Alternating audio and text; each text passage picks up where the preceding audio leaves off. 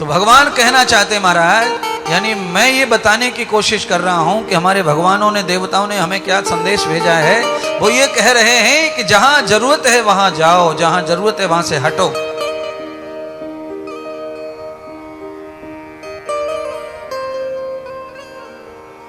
मुझे ऐसा लगता है कि जो जगह पसंद नहीं है वहां से हट जाओ, जो व्यक्ति पसंद नहीं है उनके जीवन से हट जाओ।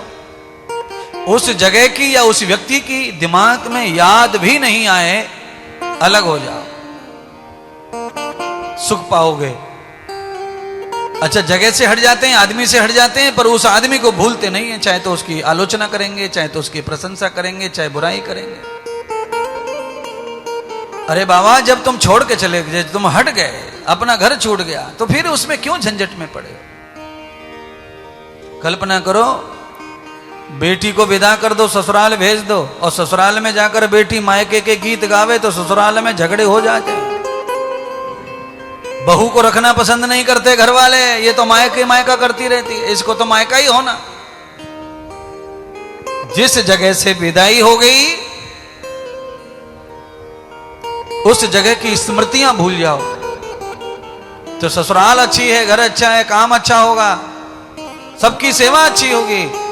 अगर भैया शादी से पहले की स्मृतियां खोपड़ी में घूमती रहेंगी तो घर में खटपट होगी, पति से खटपट होगी, सास से खटपट होगी, और एक दिन खटपट पकड़ी जाएगी, नुकसान होगा। इसीलिए कुछ यादें ऐसी हैं जिन्हें भुला देने में ही सुख है, कुछ यादें ऐसी हैं जिन्हें भुलाने देने में दुख है। इसीलिए कुछ भुलाने जैसी उन्हें भुलाओ और कुछ याद रखने जैसी हैं उन्हें याद रखो। और मैं एक ही बात कहना चाहता हूं, आपके अंदर और बाहर के चैन को कोई याद छिनाती हो, उस याद को फेंक दो निकाल के। और जिस याद से आपको चैन प्राप्त होता हो, शांति प्राप्ति होती हो, वो याद हमेशा करो, हमेशा करो। और वो मुझे लगता है दो ही याद हैं, भगवान की याद, गुरु की, भजन की, बस। और कोई याद ऐसी नहीं है जिसे हम याद करें और शांति मिल जाए। ये तो दो ही यादें हैं। या तो आप अपने गुरुदेव में खोए रहते हैं तो सुख मिलता है, शांति मिलती है, भगवान में खोए रहो, शांति मिलती है, सुख मिलता है। दूसरी यादों में कहीं भी खोएंगे, बेचैनी, परेशानी खड़ी हो जाती है। राजा सोमकांत ने सबको समझाया, और राजा सोमकांत अकेले जाना चाहते थे, पर पत्नी बड़ी धर्मात्मा, पतिव्रता। राजा सोमकांत की पत्नी ने भी अपनी पति का हाथ पकड़ लिया, कहा स्वामी मैं आपके साथ रहूंगी, और मैंने तो दुख में, सुख में, हारी में, बीमारी में आपके साथ के लिए जीवन पकड़ा है, पल्ला पकड़ा है, और आप मुझे छोड़ के जाएंगे तो कैसे होगा। तो राजा सोमकांत की धर्मणी भी साथ में है, और दो मंत्री ऐसे थे राजा सोमकांत के कि वो मरना पसंद करेंगे पर राजा को छोड़ना नहीं चाहते। तो दोनों के दोनों मंत्री राजा के साथ, कुल मिलाकर के 4 प्राणी जो है जंगल की ओर प्रस्थान कर रहे माना। सारी प्रजा राजा सोमकांत की रुदन कर रही है, रो रही है, दुखी हो रही है, परेशान हो रही है। पर बदकिस्मती है कि राजा रोते हुए देख रहे हैं जनता को, जिनकी आंखों में कभी आंसू नहीं देखा। पर राजा लौट के नहीं जा सकते, क्योंकि राजा का शरीर रोगी है, कोढ़ी है। राजा जानते हैं कि इनके आंसुओं के लिए मैं लौट के जाऊं तो ये कोढ़ी हो जाएंगे, कोई बीमार हो जाएंगे, कोई दुखी हो जाएंगे। और राजा बीमार नहीं चाहिए, राजा तंदुरुस्त चाहिए, तो ही वो प्रजा का पालन करता है, तो ही वो प्रजा का हित करता है। स्वामी, बीमार स्वामी जो है वो हितकारी नहीं होता। इसलिए स्वामी हमेशा जो है तंदुरुस्त होना चाहिए, निरोगी होना चाहिए। लोभ से, मोह से, मत्सर से भी, इन बीमारियों से भी मुक्त हो और बाहर की बीमारियों से भी मुक्त हो, तो स्वामी फिर तुम्हारा काम करेगा, तुम्हारे ऊपर दया, कृपा, बंधन सब कुछ अच्छा करेगा। अगर स्वामी बीमार है तो फिर आपके हित का नहीं है वो। राजा ये जानते थे कि राजा को स्वस्थ होना चाहिए, राजा बीमार नहीं चाहिए, तो राजा ने राज्य त्याग दिया और राज्य को त्याग करके युवा पुत्र को राज्य दे दिया। और सारी प्रजा को कह दिया मेरे पुत्र का साथ देना, ये बिल्कुल तुम्हारी सेवा करेगा और ये तुम्हारा सेवक बनकर काम करेगा। राजा ने बहुत बढ़िया उपदेश अपने पुत्र को दिया कि ये जो प्रजा है, ये प्रजा पुत्र के समान होती है, और जो राजनेता प्रजा को पुत्र के समान मानता है वो अच्छा स्कूल देगा अपने बच्चे को, अच्छा घर देगा अपने बच्चे को, जो हर माता पिता देना चाहता है, अच्छे संस्कार देगा अपने बच्चे को। बस यही धर्म है राजनेता और सरकारों का भी। हर राजनेता का, हर सरकार का धर्म है कि वो प्रजा को पुत्रवत माने और पुत्रवत मानकर उसकी सेवा करे, उनकी व्यवस्थाओं का ऐसा ख्याल रखे जैसे अपने बेटे का बाप रखता है। बाप मजदूरी करेगा पर बेटे को अच्छे कपड़े, अच्छी पहनाई, अच्छी शिक्षा, अच्छा स्कूल। प्रजा का भी ऐसा ही होना चाहिए। और जो राजा इस तरह का सोचता है प्रजा के बारे में, वो राजा पूजनीय है और वो राजा धन्य है और वो राजा राजा है और उसकी प्रजा संपन्न है, उसकी राजा सुखी है। वो देश उत्तर उत्तर उन्नति करता है, वो देश कभी पीछे मुड़ के नहीं देखता है। क्यों? राजा निरोगी चाहिए और राजा को प्रजा के प्रति पुत्रवत प्रेम चाहिए। अगर पुत्रवत प्रेम नहीं है प्रजा के साथ में राजा का, तो राजा फिर कुछ काम का नहीं है, उसका देश गड्ढे में जाएगा, उसकी प्रजा गड्ढे में जाएगी और राजा राजा रहेगा नहीं, वो भी गड्ढे में जाएगा।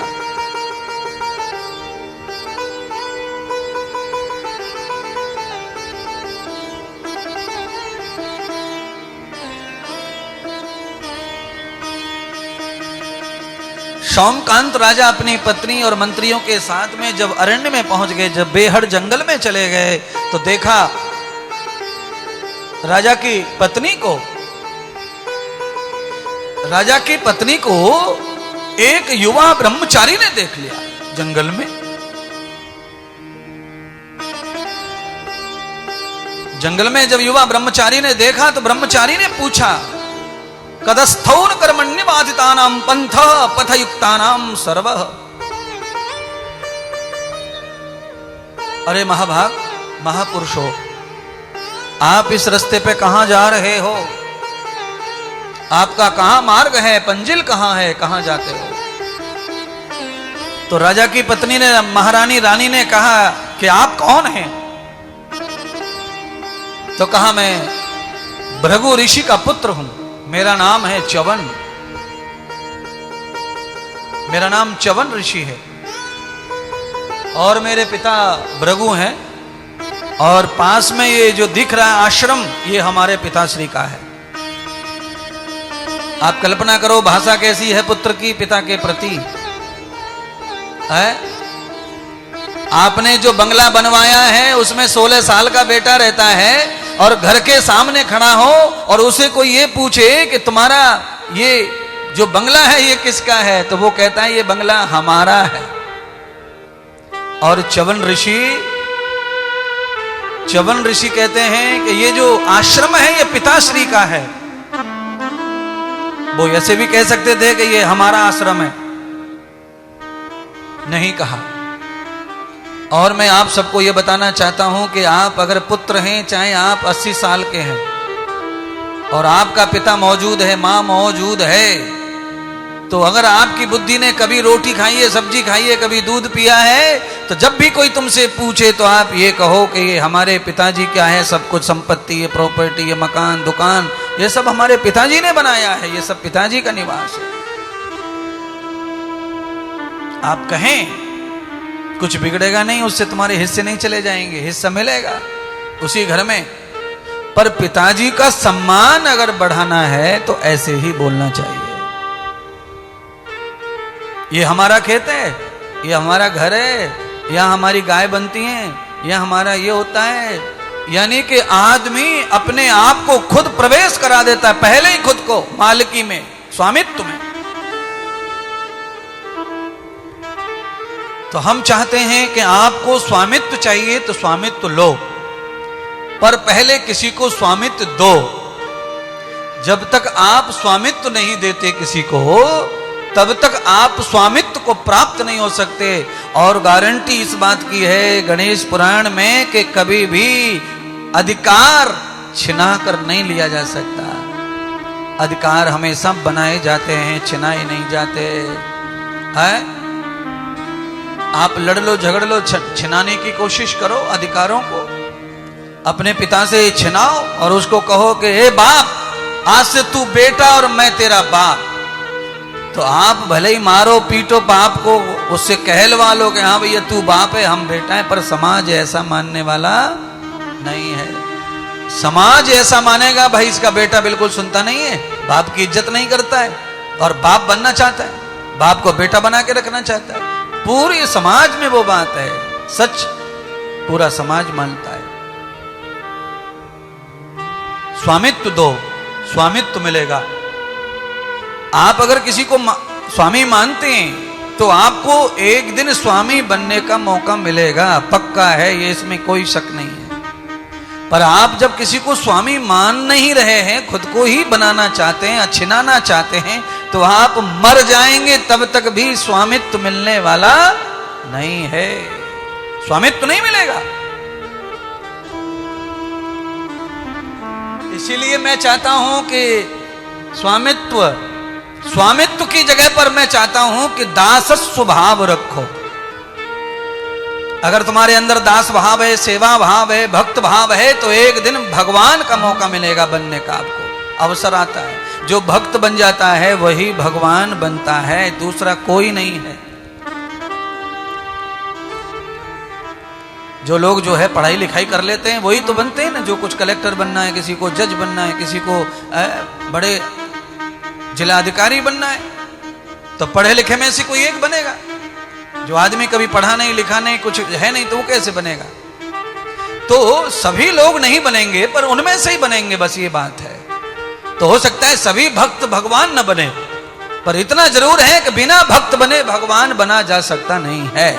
पहले भक्त बनना पड़ेगा, पहले दास बनना पड़ेगा, पहले किसी को आपको भगवान मानना पड़ेगा, स्वामी मानना पड़ेगा, तब आप बन पाएंगे भगवान और स्वामी। और उसमें कहीं कोई झूठ मूठ नहीं बात, एकदम सही बात, सच बात, प्योर बात है गणेश पुराण की। आप स्वामित्व किसी को दीजिए और फटाफट स्वामित्व लीजिए, छिना कर नहीं मिलेगा। अगर आप छिना कर चाहेंगे तो वो आपको मिल नहीं सकता है, चाहे कचड़ा हो जाए दुनियादारी का, वो मिलेगा नहीं। राजा सोमकांत ने अपने पुत्र को अधिकार सौंप दिए, क्योंकि पुत्र ने सेवा जो की। राजा अपने कोढ़ के शरीर को लेकर जंगल में गए, जाकर च्यवन ऋषि से वार्ता पत्नी की हुई, तो पत्नी ने कहा, हे महर्षि, ये मेरे पति हैं, सौराष्ट्र की पावन धरती के संपन्न राजा हैं, ये इनकी बड़ी मान्यता है समाज में, पर दुर्भाग्य कि इन्हें कोढ़ का रोग हो गया है, और ये रोग ऐसा है कि ये दूसरों को लग जाता है। ये मैं हूं, ये मेरे मंत्री हैं, हम तीनों प्राणी ऐसे हैं कि हमें ये रोग हम लेना चाहते हैं, पर ये रोग हमें नहीं लग रहा है।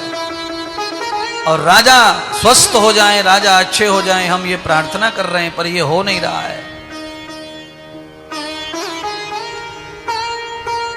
आप अपने पिताजी से जाकर बताइए ना जरा हमारे बारे में कि हम ऐसे दुखी लोग आए हुए हैं जंगल में।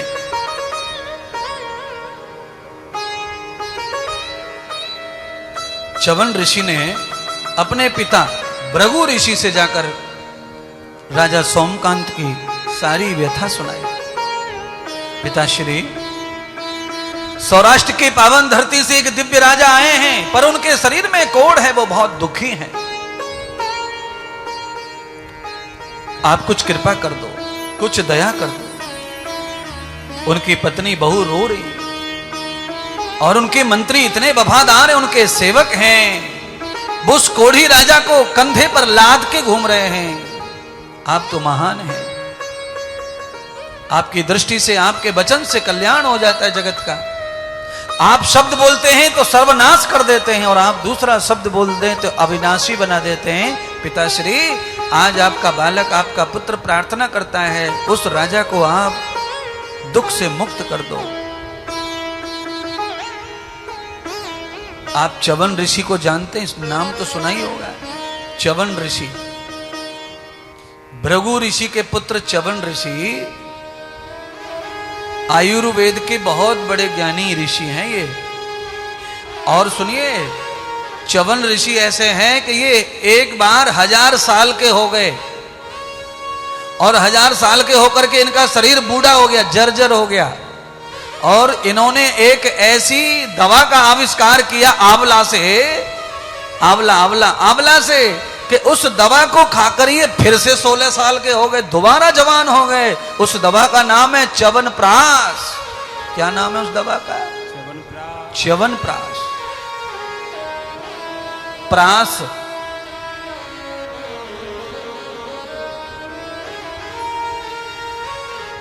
च्यवनप्राश का आविष्कार, च्यवनप्राश का जन्म च्यवन ऋषि ने किया, और भैया उसको खुद खाकर जवान हो गए। उसके बाद वो दुनिया में बटा, और साथ साथ में थोड़ा खाने पीने का भी चर्चा होनी चाहिए कथा में। इसीलिए मैंने पहले प्रथम चर्चा की कि गणेश घर में आए हैं तो अंडा मांस तमाकू बीड़ी घर से चले जाना, बाहर चले जाना चाहिए। क्यों चले जाना चाहिए? क्योंकि गणेश उत्सव में आज गणेश का स्थापना हो रही है, तो कल सब सफाई, परसों सफाई चल रही थी घर की। अच्छा, घर की सफाई क्यों कर रहे भाई, जब गणेश में कुछ है ही नहीं? तो आप जब टाइल्स को धो सकते हैं, उन्हें पहुंच सकते हैं, बढ़िया चौकी ला सकते हैं, कोरा कपड़ा ला सकते हैं, तो इसका मतलब है गणेश भगवान को साफ सफाई पसंद है, तो उनको दारू मटन अंडा भी पसंद नहीं है। वो जाना चाहिए तुम्हारी लाइफ से, तुम्हारे जीवन से, और फायदा होगा उससे, बहुत सारा लाभ होगा। और जो लोग नहीं छोड़ रहे हैं, पीते खाते रहते हैं, उनको लाभ नहीं हो रहा है, हाथ पैर फेंक रहे हैं, लाभ नहीं मिल रहा है, उनके जीवन में नुकसान ही नुकसान हो रहे हैं, लाभ नहीं हो रहा है। और जब नहीं खा रहे, नहीं पी रहे थे, तो लाभ हो रहा था, लाभ हो रहा था, उन्नति हो रही थी, आविष्कार हो रहा था, धन बढ़ रहा था, सब बढ़ रहा था। अब धन की वृद्धि रुक गई। क्यों रुक गई? कर्म के साथ ही उन्नति है, आहार और व्यवहार से ही जीवन है। राजा सोमकांत की कथा सुनाते सुनाते जीवन के बारे में समझने सीखने का और गणेश पुराण की महिमा का, महत्तम का समझ आएगा कि गणेश की महिमा क्या है। क्या गणेश पुराण सुनने से सच में रोग ठीक हो जाएंगे? क्या गणेश पुराण सुनने से पैर ठीक हो जाएंगे? क्या गणेश पुराण सुनने से गूंगा बोलने लगेगा? क्या गणेश पुराण सुनने से अंधा देखने लगेगा? क्या बहरा सुनने लगेगा? बिल्कुल सुनने लगेगा, बिल्कुल देखने लगेगा, बिल्कुल चलने लगेगा। गणेश पुराण की महिमा है उतनी, इसमें कोई शक नहीं है, पर उसके नियम हैं।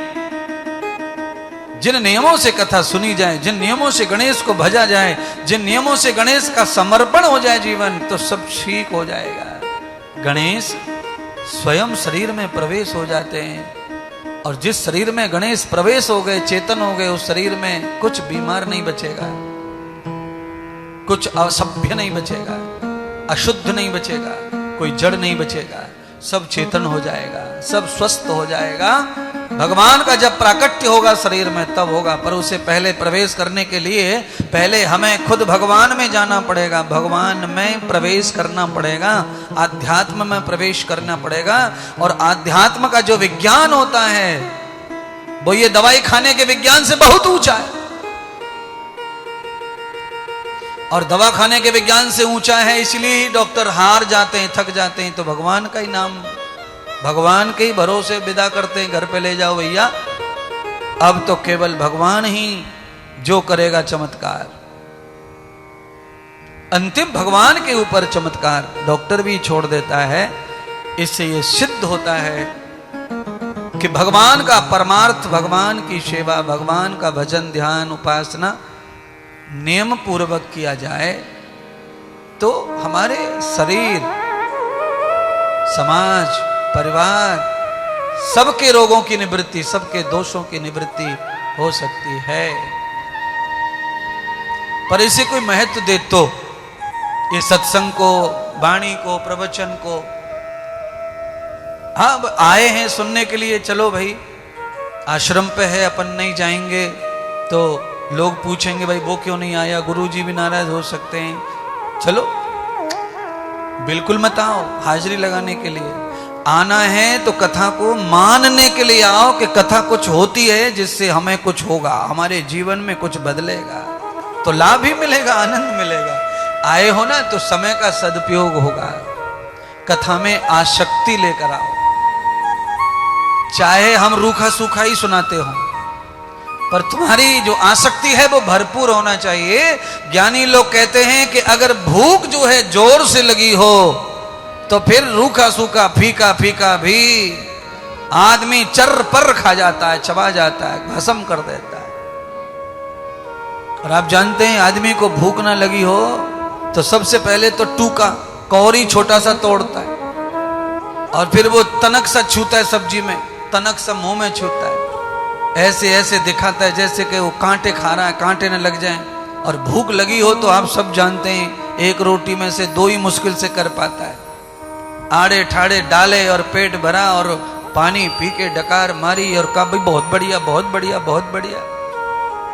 तो कहने का अर्थ है कि जैसे भूख में रोटी सूखी पाकी अच्छी लगती है, ऐसे ही जब कथा की, सत्संग की भूख अंदर हो तो फिर मेरी वाणी रूखी सूखी भी आपको अच्छी लगेगी, उसमें आनंद आएगा। अब मैं महिमा गाऊं तो कोई फायदा नहीं है। वैसे तो ये है कि लाखों करोड़ों लोग तो अच्छी मानते मेरी वाणी को, करोड़ों करोड़ों लोग दीवाने भी हैं वाणी के, काम छोड़ के कथा सुनते, नौकरी छोड़ के कथा सुनते, भूखे रहकर कथा सुनते, लड़ाई लड़के टीवी देखते, पूरे घर से लड़ रहे हैं पर टीवी कथा सुनेंगे। लोग कहते हैं कि इसकी क्यों सुनेंगे, किसी और की सुन लो। नहीं, और की तुम सुनो, हम इसकी सुनेंगे। तो ऐसे भी लोग दुनिया में कथा के लिए हैं, पर उनका जीवन कितना बदला है मुझे नहीं पता। पर कभी कभी जब आते हैं मेरे पास में बताते हैं तो मुझे बहुत अच्छा लगता है, और मुझे लगता है कि मैं जो कुछ कर रहा हूं अच्छा कर रहा हूं, समाज में लोग धन्य हो रहे हैं, उससे खुश होते हैं, उन्हें आनंद मिलता है, कुछ भी सुख मिलता होगा। उनके जीवन में न जाने कौन कौन सी परेशानियां उन्हें घेरे रहती हैं, कथा सुनने से, व्याख्यान सुनने से कोई बात उनको जीवन में काम आते, उससे दुख मिट जाता है, उनके जीवन में संतोष खड़ा हो जाता है।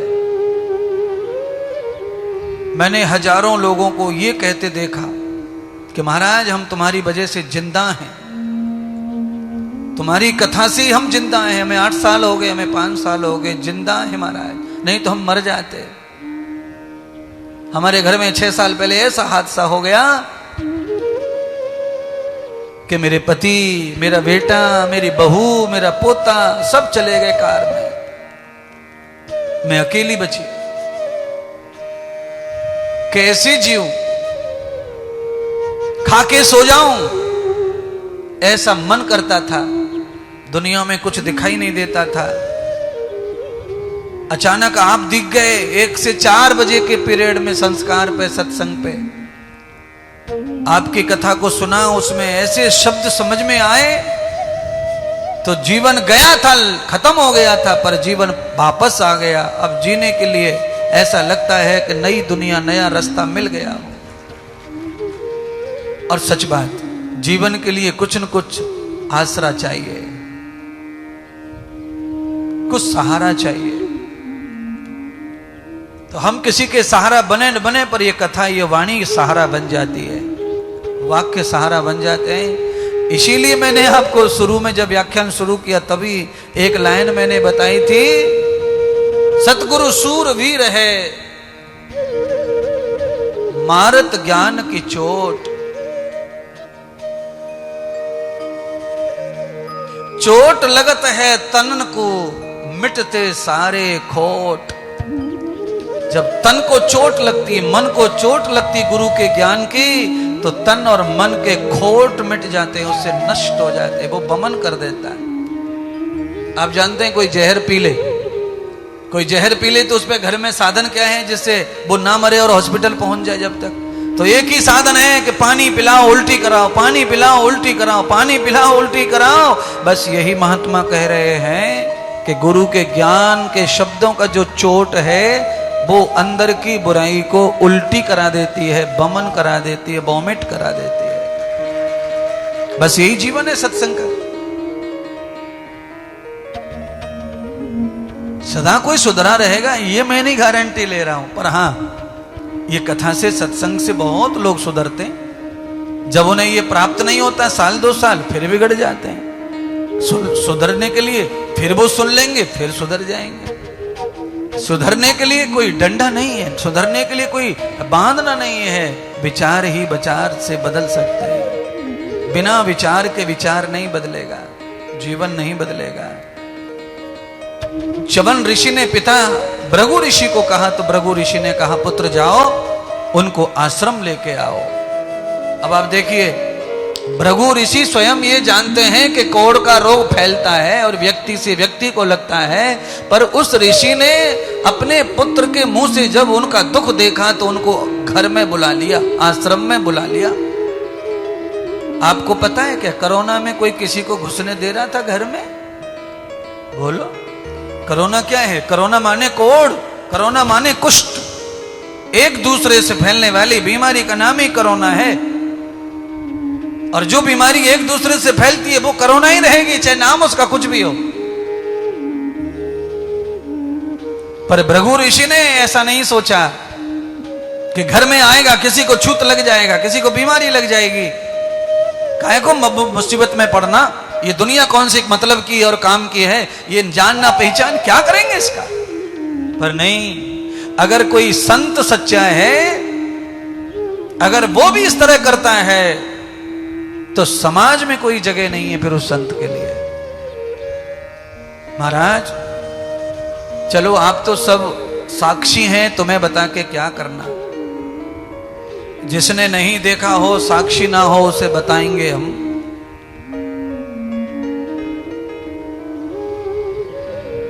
कोरोना काल में महाराज अपना कौन और पराया कौन खबर पता चल गई सबको। आंखों के सामने जान तड़फ रही है और सब लोग देख रहे तमाशा, कोई कुछ नहीं कर रहा है। गंगा जल पिलाने की परंपरा खत्म हो गई कोरोना में। गंगा जल आपका भी कोई मरा होगा पहचान वाला, गंगा जल पिलाने की परंपरा गायब। तुलसी का पत्ता मुंह में डालना, गंगा जल पिलाना खत्म। कहां चले गए पुत्र, कहां चले गई परंपरा, कहां चले गई पंडिताई, कहां चले गए पुण्य पुराणे, सब खत्म हो गया। किसी को पड़ी भी नहीं है, अभी तक नहीं पड़ी है। 4 साल हो गए मरे, 3 साल हो गए, किसी को नहीं पड़ी है।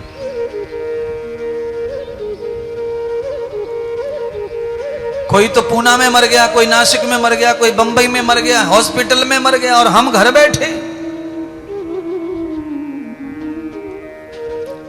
लोग कहते हैं कि पुत्र आग नहीं लगाए पिता की चिता को तो पिता का कल्याण नहीं होता। कोरोना में कहां गया पुत्र?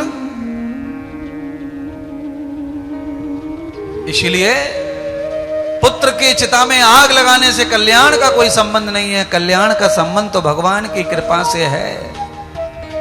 पुत्र आग लगाए या ना लगाए कोई फर्क नहीं पड़ता उससे। मरने के बाद में आग पुत्र लगा रहा है या पुत्री, चाचा लगा रहा है या ताऊ, भतीजी लगा रही है, भांजा, मरने वाले को उससे कोई लेना देना नहीं है, उसे कोई लेना देना नहीं है। लकड़ी चंदन की लगाई है या बबूल की, घी डाला है या केरोसिन, मरने वाले को उससे कोई फर्क पड़ता नहीं है। कोई फर्क नहीं पड़ता है। मरने वाले को फर्क पड़ता है उसके कर्मों से, उसके संस्कारों से, उसके किए हुए पाप और पुण्य से।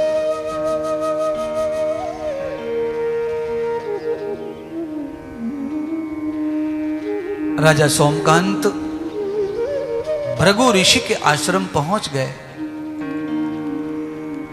डर के मारे दूर बैठे भृगु ऋषि को दंडवत किया, प्रणाम किया। और दंडवत प्रणाम करके भृगु ऋषि को रो करके अपना हाल दिखाया, दर्शन कराया अंगों का। तो शरीर से मांस के चिथड़े कीड़े उठा उठा कर ले जा रहे थे महाराज। विसंगम कर्म भूयते, विसंगम कर्म भूयते तयो तनु न अवृत,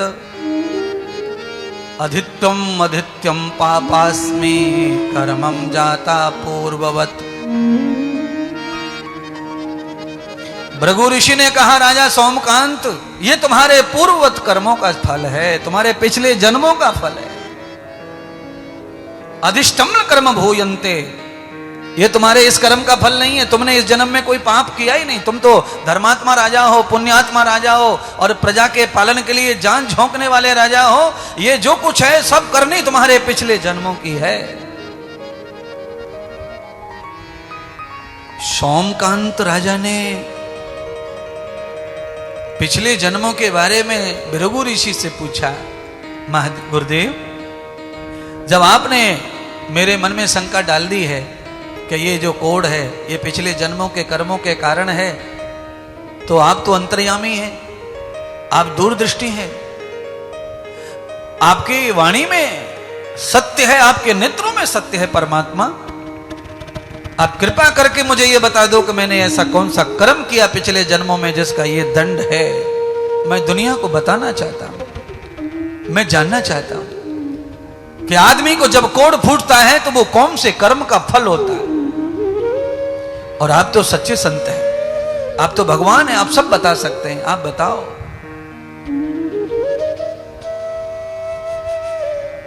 बंधुओं, राजा ने जब ये सवाल पूछा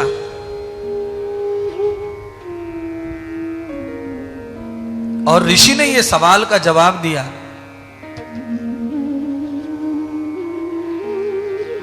कि तुमने बहुत बड़ा अपराध किया था और वो अपराध का फल भोग रहे हो। तो राजा ने कहा, मैंने कोई अपराध किया ही नहीं है ऐसा। एक ही शब्द बोला राजा ने और ऋषि के शरीर में से बाल जो रोमे रहते हैं शरीर में, उन रोमों में से कोई कहते हैं कोई एक पक्षी पैदा हो गए, हजारों शरीर के रोमों से पक्षी, और वो पक्षी टूट पड़े राजा के ऊपर, चोंच मार करके शरीर को खाने लगे, कुतरने लगे। राजा चीखने लगा, महात्मा बचाओ, महात्मा बचाओ, अपराध हो गया, मैंने शक किया, शंका की। भृगु ऋषि ने हुंकार मार करके सभी पक्षियों को वहां से भगाया। पक्षी चोंच मारने का मतलब पक्षी नहीं है। चोंच मारने का पक्षी का मतलब होता है जब आप किसी संत की, किसी विश्वास पात्र महात्मा की वाणी को अगर यहां से सुनकर यहां से निकाल कर उस पर भरोसा नहीं करते हैं तो फिर आपको ये भोगना पड़ सकता है कि आपके शरीर में चारों तरफ दर्द पैदा हो जाए, पीड़ा पैदा हो जाए, कांटे चुभने लगे, ऐसी पीड़ा, उसी को चोंच मारना कहते हैं। इसलिए जिन साधु संतों का भजन ध्यान अच्छा है, जिन साधु संतों के पास में विवेक और बुद्धि ठीक है, जिन साधु संतों से तुम्हारा भला हुआ है, कभी न कभी उनकी बात पर कभी भी संशय ना करो, उनकी बात को ठोस पकड़ के बैठो। गुरु कहा है ना गुरुदेव ने, तो ये बात पक्का होगा, यही सही होगा, दूसरा सब कुछ गलत होगा, यही सही है, तो आगे रास्ता निकलेगा।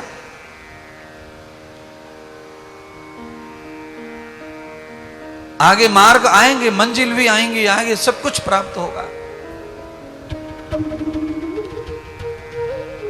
राजा सोमकांत को भगवान भृगु कहते हैं, राजन, पिछले जन्म में तुम्हारा जन्म एक वैश्य परिवार में हुआ और उस वैश्य परिवार में तुम बहुत धनी, वैभवशाली,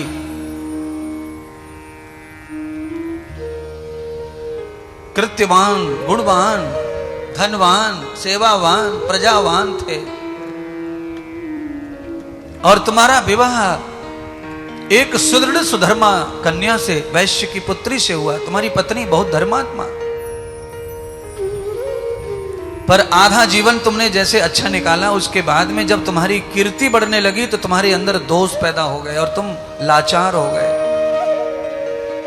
लोगों को लूटना, राज्यों को छिनाना, राजा महाराजाओं को, प्रजाओं को मारना, काटना तुम्हारा मानो आदत बन गई। रात और दिन तुम यही करते थे।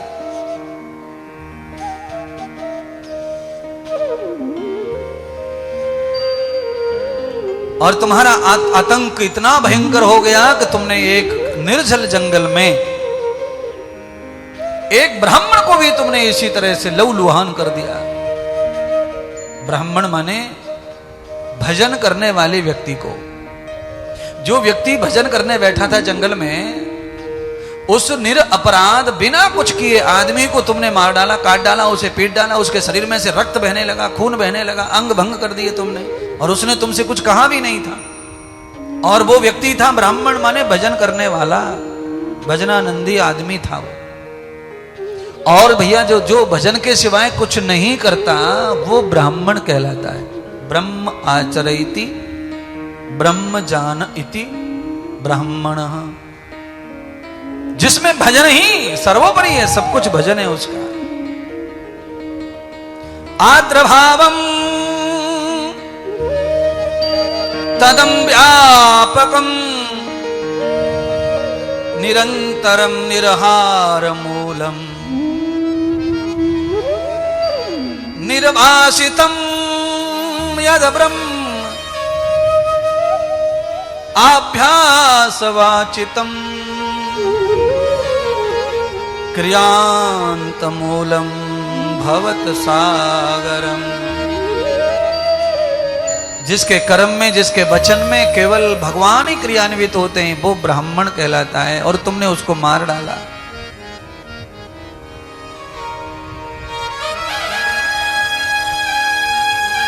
पूरे शरीर में तुमने निशान बना दिए, अंगों में, हर जगह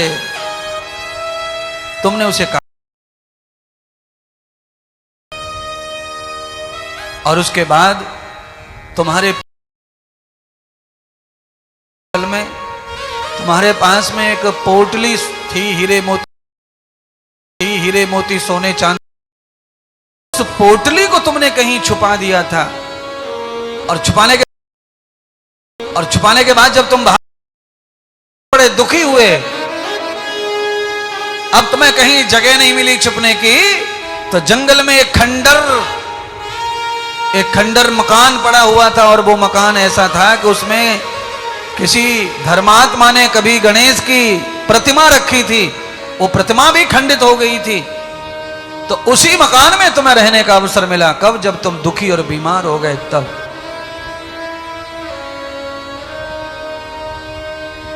अरे राजा सोमकांत,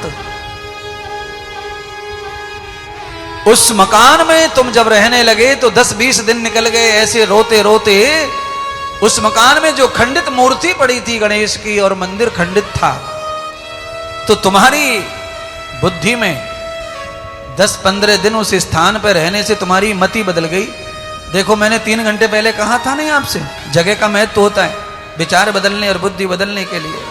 वो जगह भले ही खंडर थी, दीवार टूटी पड़ी थी, मूर्ति फूटी पड़ी थी, पर कभी वहां मंदिर पूजा होती थी गणेश की, कभी वहां प्रतिष्ठा थी, कभी वहां हवन होता था। तो उस आभा की वजह से ही उस दुष्ट आदमी की बुद्धि 20 दिन में अपने आप बदल गई। और बदल कैसी गई कि तुम्हारी बुद्धि में ये विचार पैदा हो गया कि अब तो मरना ही है, इलाज तो है ही नहीं, डॉक्टर के पास जा नहीं सकते, लोग मार डालेंगे देखेंगे तो। अब वो पोटली में जो माल रखा था, उस माल की याद तुम्हें आई, तो तुम कैसे भी उस पोटली को ला करके, वो पोटली तुमने किसी को दे दी। उस पोटली का तुमने कहा था, इस पोटली में से कुछ धन इसको निर्माण करवा दो जिसने मुझे जगह दी है, और पुनः इसको अच्छा बना दो, और ये मूर्ति को पुनः इसमें स्थापित कर दो, ये धन मैं तुम्हें देता हूं। तो तुम्हारी वो धन संपत्ति जो थी, उससे किसी व्यक्ति ने कुछ धन उस भवन को निर्माण करने में और मूर्ति की स्थापना में लगा दिया। उसके बाद तुम्हारे शरीर का अंत हो गया। तुम चले गए भगवान के धाम यमलोक, और यमलोक में जाकर के जब तुम्हारी कुंडली पढ़ी गई, जब तुम्हारा चिट्ठा पढ़ा गया, तो तुम्हारे जीवन में पाप ही पाप, पाप ही पाप, पाप ही पाप दिखे। पर तुमने जीवन में अंतिम समय जो पुण्य का काम कर्म किया, तुमने जो जीर्णोद्धार करवाया, जो निर्माण करवाया गणेश मंदिर का, भवन का, उसका पुण्य तुम्हें प्राप्त हुआ। तो यमदूतों ने धर्मराज से कहा, महाराज इस राज ने सब पाप किए, केवल इसने एक पुण्य किया है और वो है मंदिर का जीर्णोद्धार। इसलिए हे राजा सोमकांत, तब तुम्हें धर्मराज ने पूछा, भैया बोलो तुम्हें पहले पाप भोगना है या पुण्य भोगना है? तो उस समय तुमने पहले पुण्य भोगने की बात कही।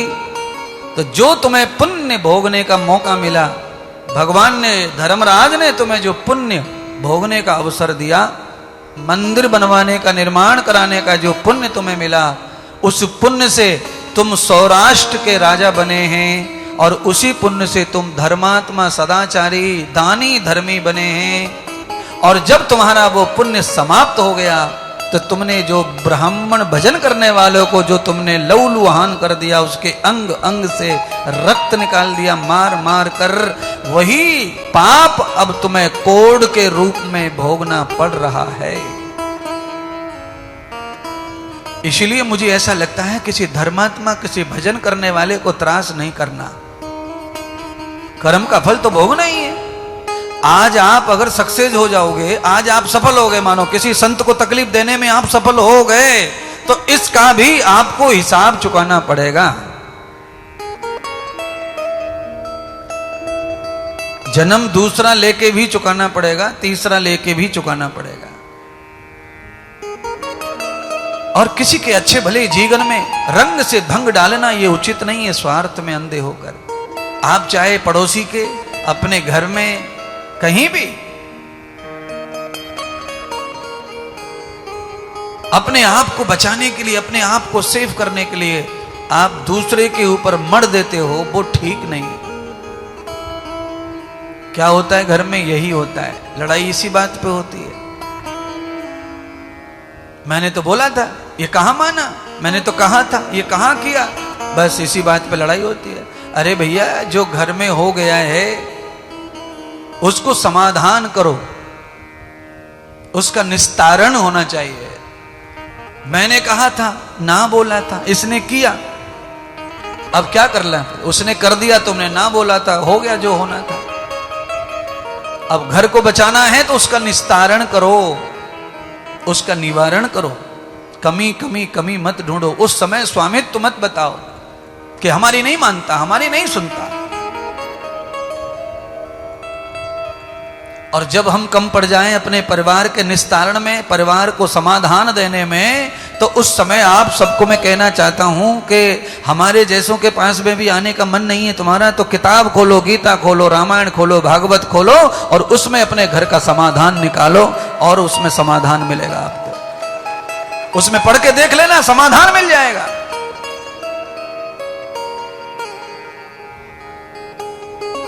आपने एक फिल्म अभी आई थी, वो देखी होगी, ओ माई गॉड, उसमें देखा होगा मूर्ति बेचने वाला वो गुजराती जो बनिया का काम कर रहा है, वो कोर्ट कचहरी के चक्कर में फंस गया, भगवान पे को केस कर दिया, हारने पे टेंशन में आ गया, सब बर्बाद हो गया, उसे समाधान मिलता नहीं, और पाखंडी लोग चढ़ बैठे ऊपर। तो फिर आप जानते हैं, फिर वो अक्षय कुमार ने कृष्ण का, मॉडर्न कृष्ण के रूप में उसको समाधान दिया कि दुनिया का समाधान, संसार का समाधान, किसी भी लड़ाई का समाधान गीता में है, इसलिए गीता कोर्ट में रखी जाती है। गीता पढ़ो, फलाना अध्याय पढ़ो, फलाना श्लोक पढ़ो, तुम जीत जाओगे, पाखंडी हार जाएंगे और समाधान मिलेगा। चलो हम शरीरधारी लोग हैं, हम गलती कर सकते हैं, ऊंचा नीचा कुछ कर सकते हैं, तुम्हारा विश्वास टूट सकता है, पर ये जो गीता है ये जड़ है, कागज है, इसमें कोई दोष नहीं है। ये भागवत दोष नहीं है, रामायण में दोष नहीं है, ये पुराण में कोई दोष नहीं है। इसे घर में रखो, इससे कोई जुआ पैदा नहीं होते, चूहे पैदा नहीं होते, घर में क्लेश समाप्त नहीं हो रहा, घर में झगड़े समाप्त नहीं हो रहे, घर में औलाद समाप्त नहीं हो रही, समझ नहीं आ रही है तो ग्रंथ में पढ़ो, क्या गलती हो गई, ये औलाद ऐसा क्यों कर रही है, ये ऐसा हो क्यों रहा है, समाधान मिल जाएगा। और तुम्हें क्या लगता है ये फालतू में कथा होती है? ये कथा इसीलिए करवाई जाती है कि हम लोग घर में पढ़ नहीं सकते, हम घर में स्वाध्याय कर नहीं सकते, हमारे पास समय नहीं होता, तो कम समय में पुराण का, गीता का, रामायण का, दर्शन का, उपनिषद का, वेद का जो सोशल ज्ञान है, जो सामाजिक ज्ञान है, वो ज्ञान कोई महात्मा हमें 7 दिन में ज्यादा परोस देते हैं, इसीलिए हम लाख 10 लाख खर्चा कर देते हैं और हम जन्म भर का ज्ञान ले लेते हैं, जन्म भर का ज्ञान। भाई साहब 10-20 लाख रुपए खर्च करके आप जन्म भर के कपड़े भी नहीं ले सकते, जन्म भर की रोटी नहीं ले सकते, और यहां जन्म भर का, कई जन्मों का ज्ञान ले सकते हैं आप।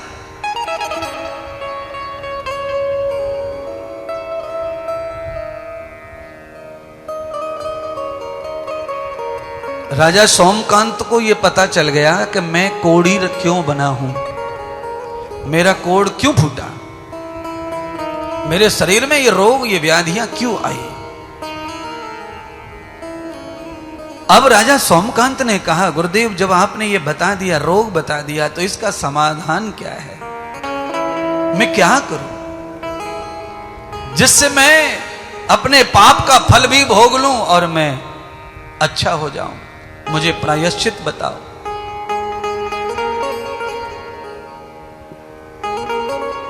तब भृगु ऋषि ने राजा सोमकांत को गणेश महापुराण की कथा सुनने की आज्ञा दी। राजा सोमकांत ने कहा, प्रभु मुझे कथा कौन सुनाएगा, मैं कोढ़ी हूं, तो मैं आपके चरणों में प्रार्थना करता हूं, प्रभु मुझे ये कृपा आप ही कर दो, कथा मुझे आप ही सुनाओ।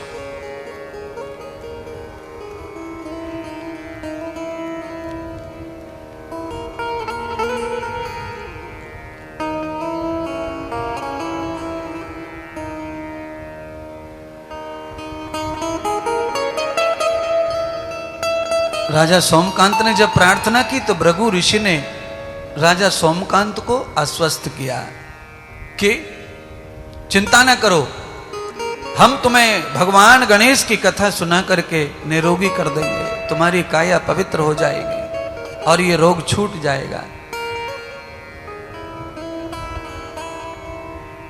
अंधे को आंख देत कोढ़ीन को काया।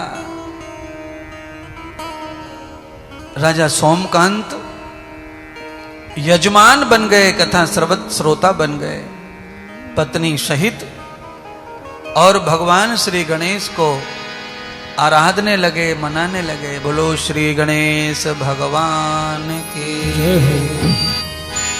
और शिव गौरा के राज दुलारे, और शिव गौरा के राज दुलारे, और देवों के सरताज गजानन पूरे कर दो का, गजानन पूरे कर दो का, गजानन पूरे कर दो का, और गजानन पूरे कर दो का। ओ शिव गौरा के राज दुलारे, शिव गौरा के राज दुलारे, देवों के सरताज गजानन पूरे कर दो का, गजानन पूरे कर दो का, ओ गजानन पूरे कर दो का, गजानन पूरे कर दो का।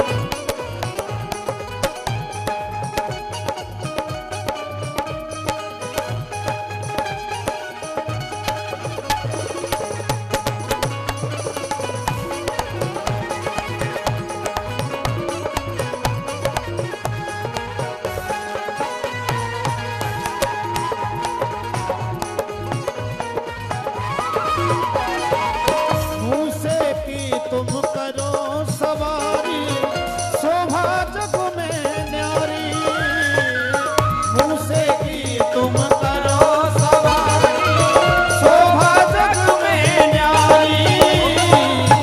एक दंत गज बदन तुम्हारा, जाऊं मैं बलिहारी। एक दंत गज बदन तुम्हारा, जाऊं मैं बलिहारी।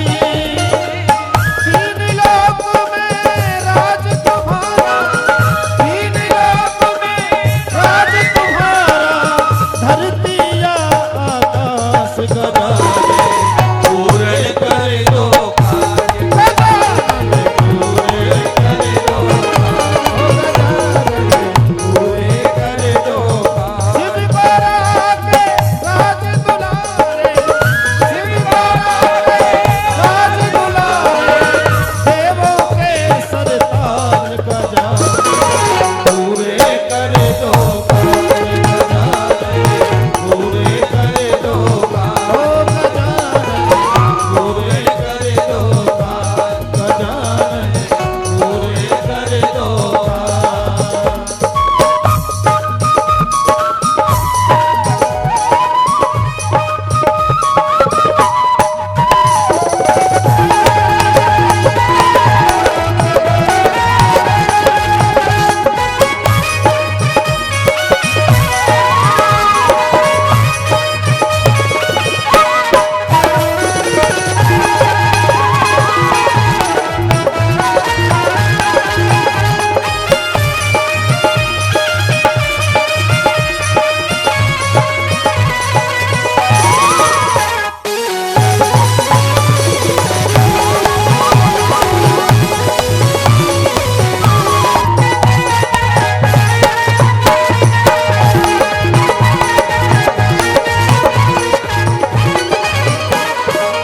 सात सुरों से आज सजाई हमने तेरी माला, सात सुरों से आज सजाई हमने तेरी माला। हमको चरण में रख लेना सुन लो गोरी के लाला। हमको चरण में रख लेना सुन लो गोरी के लाला।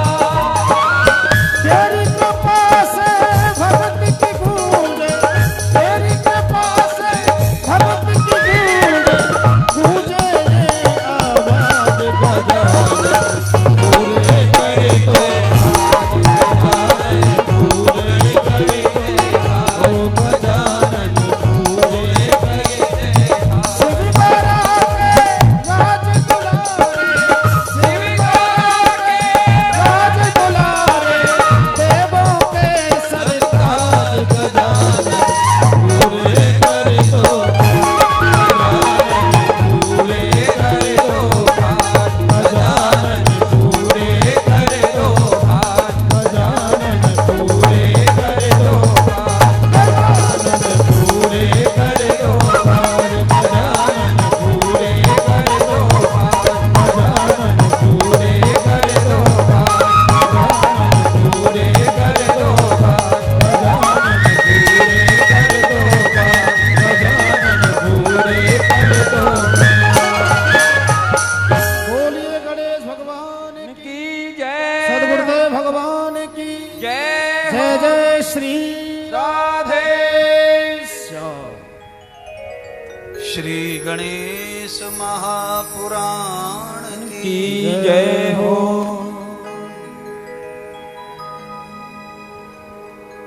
सोमकांत राजा कथा सुनने बैठे तो भृगु ऋषि ने भीमसेन नाम के राजा का वृतांत कहा।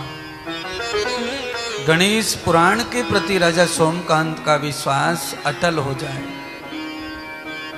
इसीलिए प्रभावशाली महत्तम गणेश पुराण का सुनाया।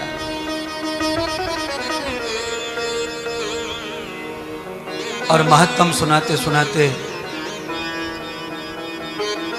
राजा सोमकांत को कहा कि एक जन्म तुम्हारा जो पूर्ववत है वो मैंने बताया है, पर तुम्हारे ही राज्य में एक भीमसेन नाम का राजा और बड़ा प्रतापी राजा, धनवान और धर्मवान राजा, अपनी पत्नी के साथ में तुम्हारे ही कुल में, तुम्हारे पूर्वजों के रूप में पैदा हुआ।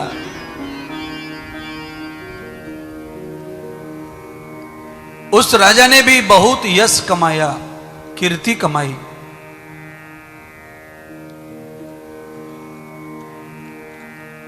उस राजा का पुत्र भी पैदा हुआ,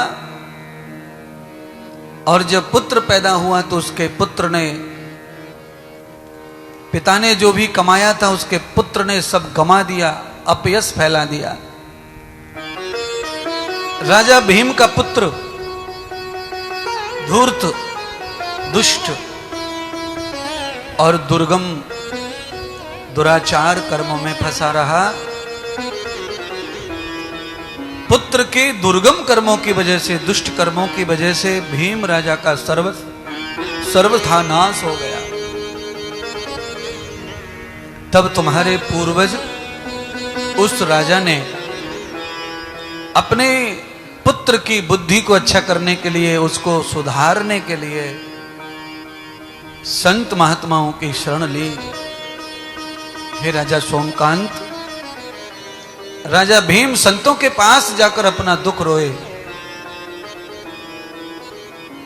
बताना क्या चाहते हैं भृगु राजा, भृगु ऋषि राजा को यह बताना चाहते हैं कि तुम्हारे कुल खानदान में केवल तुम ही एक ऐसे नहीं हो जो दुखी हुए हो, या तुम्हारा नुकसान हुआ है, तुम्हें कोढ़ हुआ है।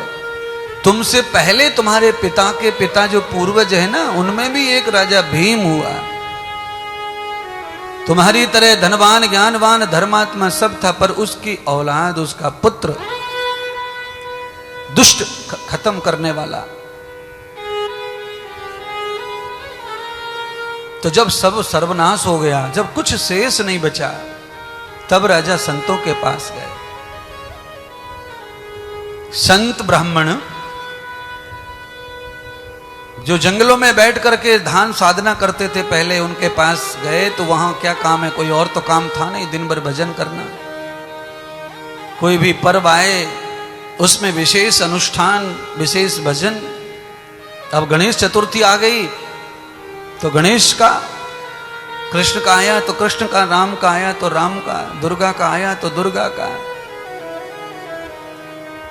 यानी कि जंगल में जब कोई काम नहीं है तो हमें राम ही राम के काम करते रहना है। ऐसे आचार्य, ऐसे संत थे। उनके पास भीम नाम का राजा, तुम्हारा पूर्वज, गया और अपना दुख बताया। दुर्भुद्र युक्तान सुत मूल व्यापम। हे महात्मा, हे संतजन, मेरा बड़ा दुर्भाग्य है। क्या दुर्भाग्य भाई तुम्हारा? तो कहा सूत और पूत। मेरा जो पूत है वो सूत हो गया है, यानी उसको बुद्धि नहीं बची है, और वो इतना आताताई हो गया है कि उसने सर्वनाश कर दिया संपत्ति का, राज्य का, अब कुछ नहीं रहा है। अब हम चाहते हैं कि कैसे भी करके उसकी बुद्धि अच्छी हो जाए, वो फिर से श्रेष्ठ हो जाए, अच्छे कर्म करे। समाज में जो मान सम्मान गया है वो वापस आए।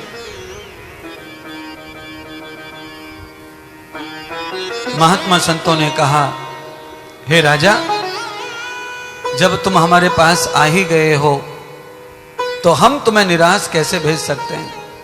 हम तुम्हें निराश कैसे करें?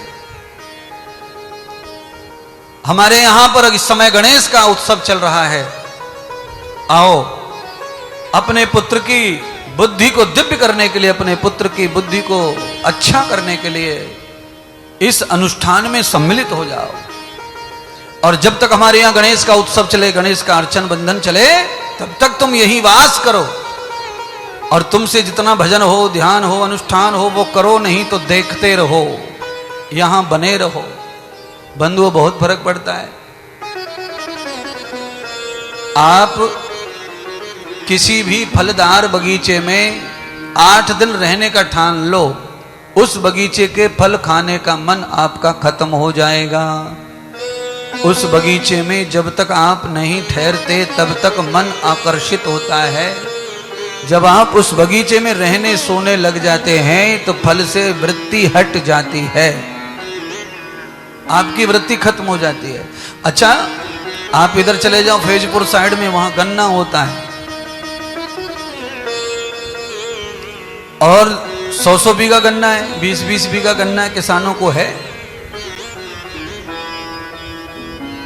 और किसान रोज खेत पे आते, मोटरसाइकिल कार लेकर घूम के जाते हैं, पर गन्ना नहीं चूसते।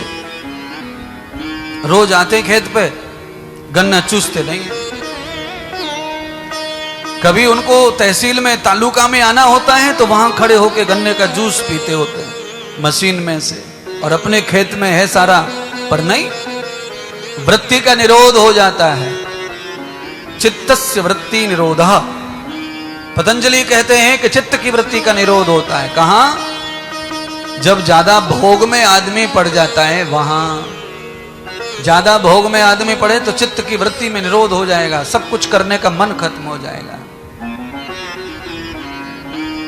लगातार आप समोसा कितने दिन खा सकते हैं? 3 टाइम समोसा, सुबह दोपहर शाम 3 टाइम आपको पेट भर के ठूस के मिलेगा। हरी पीली हरी चटनी, सब चटनी मिलेंगी। आप लगातार कितने दिन?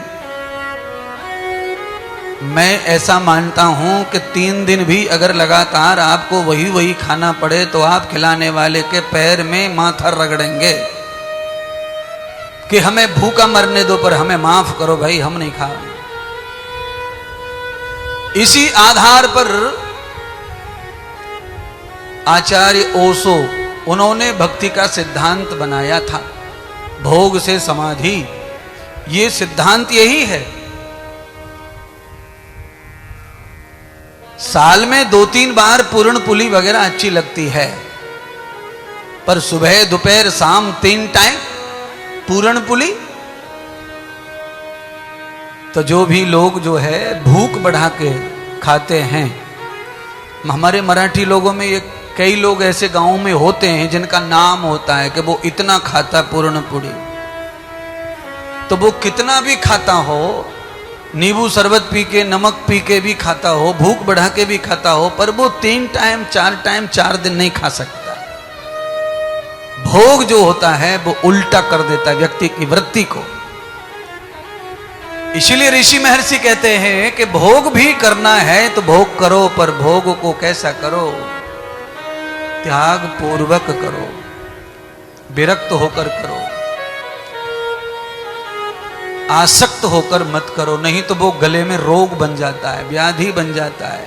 आपकी जिंदगी की सबसे बड़ी दुश्मनी भोग बन जाता है, आपकी जिंदगी की सबसे बड़ी कमजोरी भोग बन जाता है।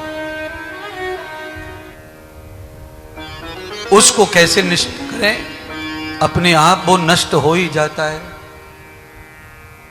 अपने आप खत्म हो जाता है, वृत्ति ही बदल जाती है उसकी।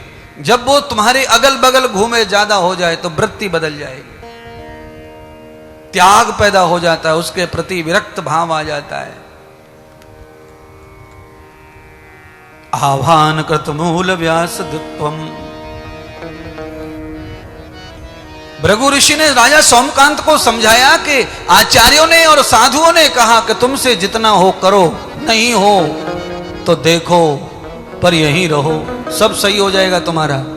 और इस बात पर मैं पूरा कॉन्फिडेंट हूं, पूरा विश्वास रखता हूं कि अपने से कथा नहीं हो सकती है, कोई बात नहीं, खर्चा नहीं हो सकता, कोई बात नहीं, हवन हो नहीं सकता, कोई बात नहीं, पर जहां कथा हो रही है, जहां हवन हो रहा है, जहां उत्सव हो रहा है, जहां पर मूर्ति रखी है, जहां पूजा हो रही है, वहां जाकर चुपचाप बैठ के भजन करो, कीर्तन करो। और वो भी ना हो तो चुपचाप सुनो, देखो।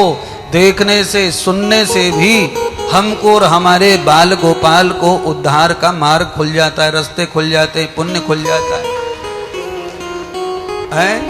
आज 3 घंटे हो गए, तीसरी बार मैंने अपनी शब्द को रिपीट किया। आभा मंडल, एक आभा मंडल है कि अगरबत्ती जलाओ और कमरे में लगाओ, फिर खुशबू पाओ। और एक आभा मंडल है कि जहां पहले से जल रही है वहां जाओ और बैठो और खुशबू पाओ। तो फ्री की खुशबू, अगरबत्ती बुझ जाए, खत्म हो जाए, उसके बाद भी पूरे दिन भर खुशबू नष्ट होती नहीं है।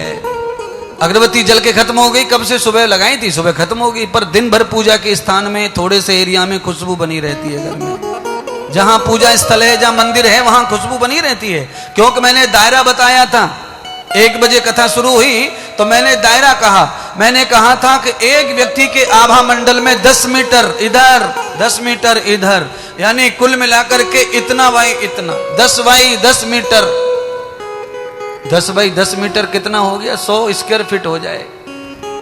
10 बाई 10 कितना हो गया भाई मीटर है? 3.5 मीटर होता है। मीटर में कितना होता है? 3.5 फुट होता है जी। तो अंदाजा लगा लो फिर। चलो ऐसे ही हिसाब लगा लो तो 10 मीटर का कितना हो जाएगा समझो, 30 फुट और 30 और 5 35 फुट। तो 35 फुट यूं, 35 फुट यूं, 35 फुट यूं, 35 बाई 35 35। इतना तो बड़ा घर भी नहीं है तुम्हारा, बड़ा घर भी नहीं है तुम्हारा। अब इतने बड़े घर में एक आदमी की शरीर की आभा काम कर सकती है। इतने एरिया में अगर आप भजन करके बैठते हैं, ध्यान करके बैठते हैं, हवन करके बैठते हैं, पूजा करके बैठते हैं, तो आपके शरीर में इतनी आभा पॉजिटिव एनर्जी आ जाती है कि पूरे घर की नेगेटिविटी को खत्म कर सकती है, पूरे घर की नेगेटिविटी को। और एक आदमी पूरा का पूरा लुच्चा है, निकम्मा है, बदमाश है, तो पूरे के पूरे घर के हवन पूजा सामग्री सब खत्म। और आप जानते हैं कोई कोई आदमी तो घर में इतना लुच्चा होता है कि उसके घर में आते ही घर में झगड़ा शुरू। घर वाले यही प्रार्थना करते हैं कि ये ना आए ना आए ना आए, रात को ही आवे 9:30 बजे, आते से ही सो जाए। पर उसके अंदर आभा नेगेटिव है। जब भी घर में घुसेगा कटपट कटपट चटपट चटपट घर में झगड़े झंटारे चालू हो जाते हैं। और घर में कोई कोई शख्सियत ऐसी आती है कि उनके आने से ही घर में बाहर आ जाती है, आनंद आ जाता है। कैसा आनंद? कढ़ैया खटक रही है, गैस के चूल्हे पे कढ़ैया चढ़ गई, घी डाल दिया देसी, और इधर बेसन घोल लिया, गोल गोल आलू काट लिए, बेसन में डाल के पकोड़े तल रहे हैं। पूरे घर में सबरे बाल गोपाल खा रहे हैं और मामाऊ खा रहे हो। कोई कोई व्यक्ति ऐसा आता है कि उसके आने से पूरे घर के लोगों को पकवान खाने को मिल जाता है। और कोई कोई ऐसा आता है कि चटनी रोटी को भी खाने देता नहीं है। रोटी बनी रखी है, सब्जी बनी रखी है, भात बना रखा है, और खाना कोई नहीं खा रहा है। घर में घुसते से ही ऐसा कुछ आग डाल दी, खत्म, खाना सोना बंद, टेंशन। इसीलिए भगवान सोमकांत को समझा रहे भृगु ऋषि। भृगु ऋषि ने कहा, राजन